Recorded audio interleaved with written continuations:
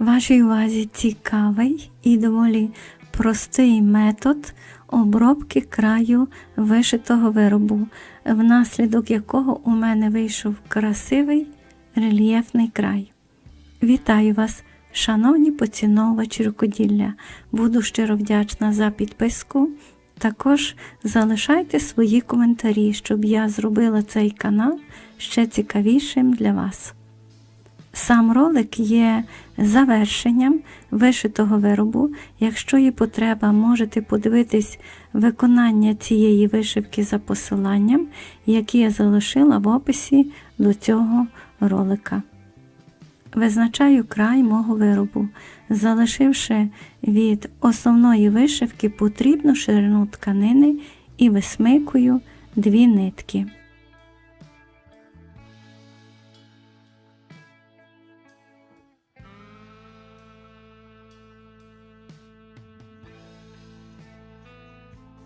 По цій лінії буде проходити край мого виробу, тож вам потрібно самостійно визначити місце висмикування ниток, зважаючи на бажаний край виробу, так як ця відстань може бути довільною.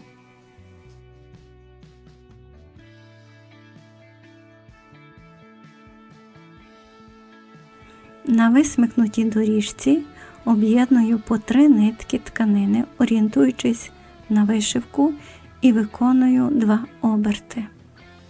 Кількість обертів теж може бути довільною. Зверніть увагу, кутова частина виробу може бути іншою і виконана за бажанням. У такий спосіб можна обробити різноманітні вироби, підбираючи матеріали за власним вподобанням. Тут я використовую звичайну канву та бавовняні нитки. Порада. Добре було б спершу спробувати цю обробку краю виробу на маленькому клаптику тканини, на якому виконана вишивка, щоб побачити, яким буде кінцевий результат. Тож уважно слідкуйте за моїми діями і дивимось.